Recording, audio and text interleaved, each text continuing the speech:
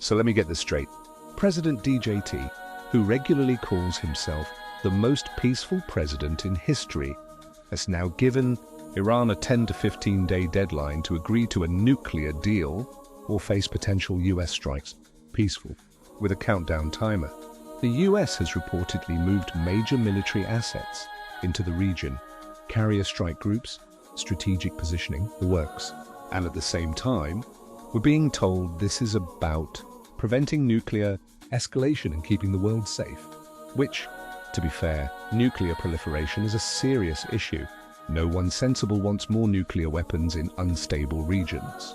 But here's where people start raising eyebrows.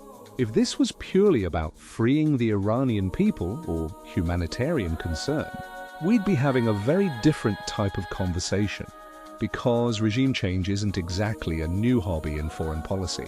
Iraq 2003, Libya 2011, Syria's prolonged conflict. The pattern? Remove the regime, promise stability, leave behind instability, and somehow every time it's marketed as the clean solution. Now, let's be clear. Iran's government has its own long list of human rights issues. Protest crackdowns, political repression. That's real. But history shows something important. External regime change rarely ends up as a fairy tale for the population living there. It often becomes a power vacuum, or factional chaos, or a humanitarian crisis. So when hard deadlines and military pressure are presented as peace through strength, people naturally ask, peace for who? Because geopolitics isn't charity, it's strategy. The US has strategic interests. Israel has security concerns. Iran has regional ambitions. Everyone at the table is calculating. And that's the uncomfortable truth. This isn't a Marvel movie.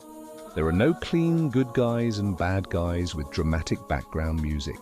There are interests, power balances, military leverage, and ordinary civilians who usually pay the price when leaders decide to send a message. And the wild part? We've seen how this story can go. The idea that bombing a country into behavioral reform creates long-term harmony hasn't exactly got a flawless track record. So when you hear 10 to 15 days or else, you're not just hearing diplomacy. You're hearing pressure politics with missiles in the background. Maybe a deal gets done. Maybe it de-escalates. Maybe cooler heads prevail.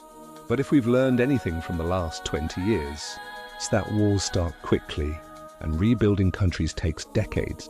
And usually the people who suffer most aren't the ones giving the deadlines.